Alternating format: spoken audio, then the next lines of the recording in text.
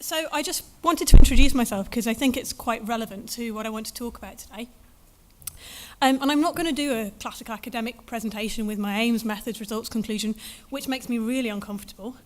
I'm actually just going to give you some ramblings because when I saw the programme I was really excited and I thought there's going to be all these clever people here who are going to know stuff. And I can present my ramblings and learn some stuff. And the problem with putting a presentation in 3 weeks in advance is I've had the last 3 days with my head being filled with useful answers to some of these questions, but I'm sure you've got more answers and more criticisms of the things I'm going to present to you. So some of them you might agree with, some of them you might not, but I'd be really interested to hear your thoughts. So yeah, I'm mostly going to be asking questions. So my background is I'm a vet. I'm one of those elusive people. And I was a farm animal vet in the mould of James Herriot, who some of you might be too young to remember, for quite a few years. And then I answered an advert in a vet paper and went and did some neutering in Portugal. And I'd always been quite interested in welfare, but this was it. This was like Damascus moment. And I went back and quit my job and thought, I want to do something around this. I literally did walk into the practice and say, that's it, I'm done. And I did a lot of things. I kind of accidentally did a PhD in epidemiology at Liverpool with a really lovely bunch of people, at least one of whom's here today. And I met a woman called Kate Hurley, who was the first resident in shelter medicine in America. So shelter medicine is a discipline, a veterinary discipline, which involves the special care of rescue animals, animals in low-cost situations, charity hospitals, and so on. And you can be a shelter vet in America as a clinical specialty in the same way as you can be an orthopedic surgeon, but you can't here. I thought it'd be great to be a shelter vet, but there was nobody doing it. Well, there were people doing it, but there was no shelter medicine programme anywhere. So I went to Nottingham University, which is a new vet school, and I was lucky enough to do a postdoc with my good friend Rachel Dean, and over the years I kind of persuaded the university to set up the first shelter medicine programme in Europe, and I'm a shelter medicine lecturer there, and now there are other universities following suit, which is fantastic. So that means I'm a clinical lecturer. I spend a lot of time with these guys. I'm doing clinical teaching in shelters, charity hospitals, at the PDSA, at Cats Protection, Dogs Trust, lots of places like that. And we also, for the last 4 years, have been running a student-led clinic for homeless people to get their pets treated for free out of the big issue in Nottingham. And there's a poster of one of our clients up somewhere upstairs, which he's a real favourite client, so go and say hello to Gavin Sausage. And in my spare time, they still let me do a bit of research. So I'm going to present some thoughts, some of which is connected with some research I've been involved with, or just admired. So I've introduced myself, and I know that Nancy did this before, but I didn't see because I was in the middle. Can you put your hands up if you work in human behaviour change, please? Right, I'll be picking your brains. Can you put your hands up if you work for an animal welfare organisation? Excellent. And can you put your hands up if you are a veterinary professional? Okay, it's quite interesting, isn't it, that we're the target audience of some of these interventions, and I suppose we're reasonably well represented here, but it would be nice to see more of us, I think. Maybe not. Anyway, my central thesis is how does the behaviour of people within the welfare community impact on the animals itself? And surely that's a no-brainer, but maybe not so much. And by people, I'm going to talk about individuals, but also policies which are made by people.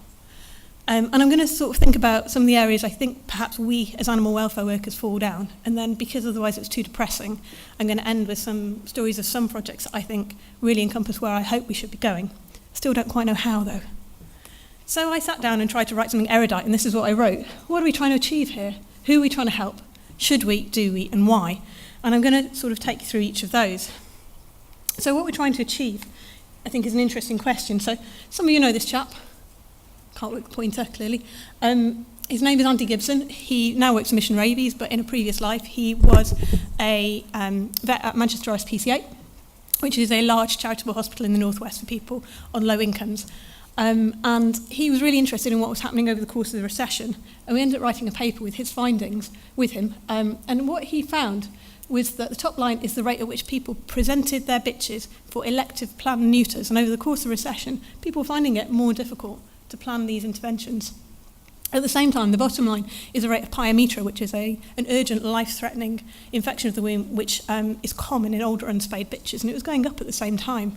Now, correlation doesn't equal causation, and there's lots of complicated factors, but it got me thinking about the way we organise charity medicine as vets in the UK, and about the fact that if you're on a low income, 9 times out of 10, you'll have to pay to get your bitch sterilised, you'll have to pay to get your puppy vaccinated, and yet if your bitch does get a pyometra, or if your puppy gets parvo, like this puppy here, you'll get it treated for free. And as I'm not a behaviourist, but in behavioural terms, surely that's not rewarding the behaviour we want to see. That's kind of driving the opposite behaviour. And I think about who we're trying to help, because we're interested in the animals. And I guess you're pretty much all here familiar with the phenomenon of hoarding, compulsion to obtain and retain objects and sometimes animals. And these are some pictures from a hoarding household. And it gets much more intense than this, so dead animals, inbred animals, animals that are starved, feces everywhere. But you can see that this is not a great environment. And the classical approach has been to wait until the animals are sick enough and there are enough of them to have to enforce taking all the animals away. And then they get either euthanized or treated. And then what happens? Well, it's a mental disorder. I mean, this is the DSM, this is the American Manual of Psychiatric Disorders definition. It's a psychiatric disorder, which is no surprise that recidivism approaches 100%. So yeah, you're helping those animals, but it's not a very long-term solution if you focus on the animals. So, should we do anything at all? Are interventions actually helping animal welfare? And this was a really cool study that one of my undergraduate students did. And she interviewed feral cat workers and did some focus groups with them. I should say this is my first foray into quali. I'm very quantitative, very uncomfortable with feelings, very British. But she interviewed them and said, what should you do with a feral cat? And they unanimously said, if it's an adult, if it's beyond a small kitten, you should neuter it and return it. And she said, what do you do with a feral cat? And they said, we can tame them down. It might take years, we can put them in a box under our bed, but we will tame them down in the end.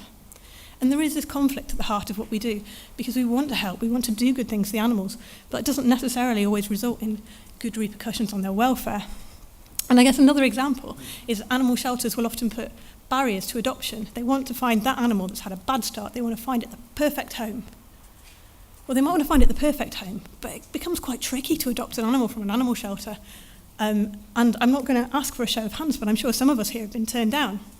And I think to an extent, how much of that is driving the 400,000 puppies that are illegally imported into the UK? How much of that is driving adoption from places like Cyprus or other parts of Southern Europe or Romania, which I don't think solves the endemic problem and risks bringing disease in, and you take a street dog and put it in a semi-detached in Amersham and expect it to be happy. I think all of those things, the repercussions of those actions, aren't necessarily overall beneficial. And do we? So there's me on one of my neutering trips, happy as Larry, neutering 200 cats in a week. Brilliant, feels great. What did it achieve? Bugger all. Well, I enjoyed it, and I got a bit better at spaying cats. But what we achieved in terms of planning population surveys, long-term impact on the population, was probably negligible.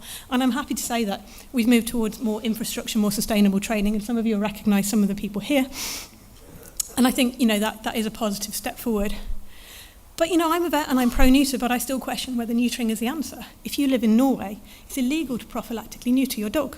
It's an unnecessary mutilation, but they do not have a pet overpopulation. They don't have too many dogs.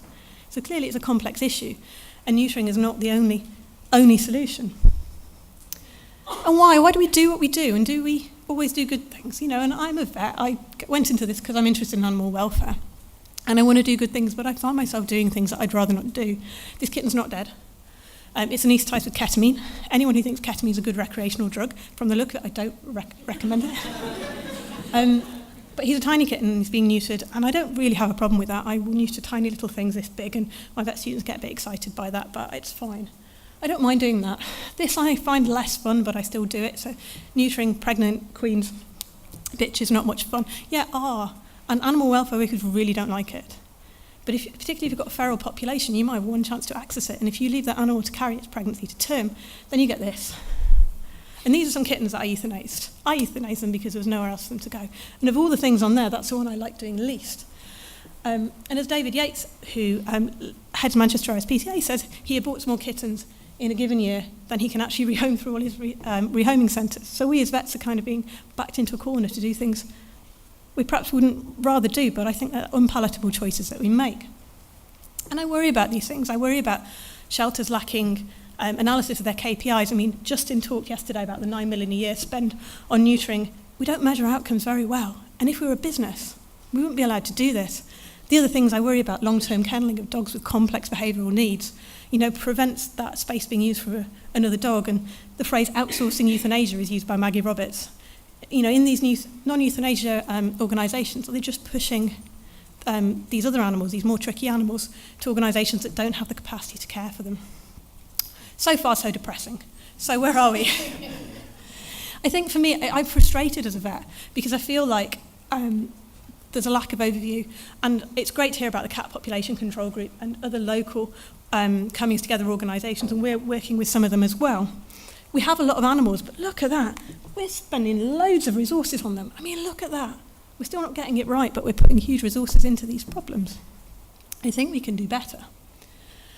I think some of the things that are being done better are learning from the States. So there's this thing called the Million Cat Challenge, which I won't talk about to any great extent, but do go and check it out. And it's linked to a concept called capacity per care, about how actually reducing the number of animals in shelters can enable them to increase their throughput, which sounds very counterintuitive and is quite a tough sell, but makes perfect logical sense when you've thought it through.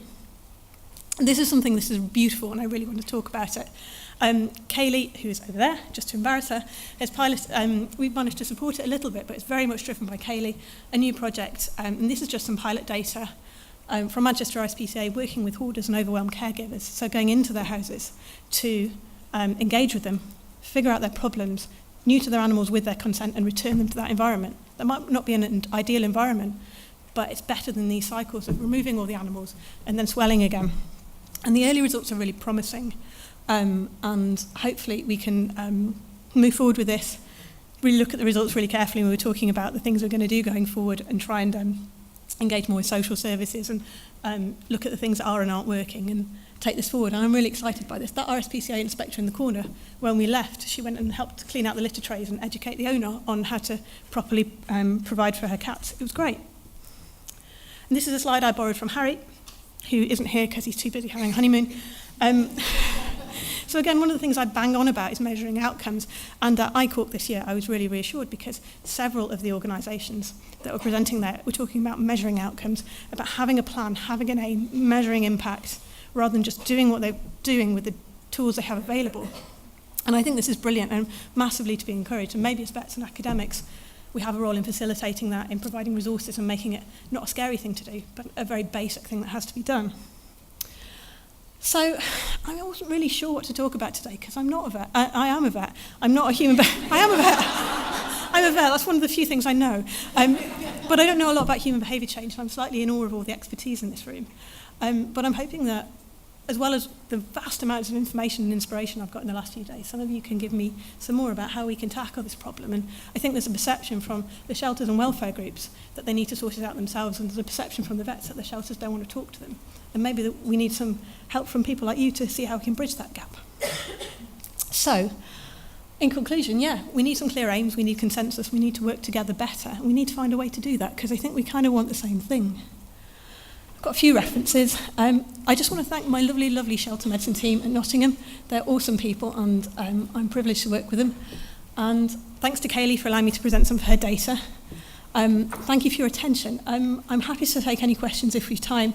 These are the links to the clinic I was telling you about. Come and check us out on Twitter and Facebook. Thank you very much.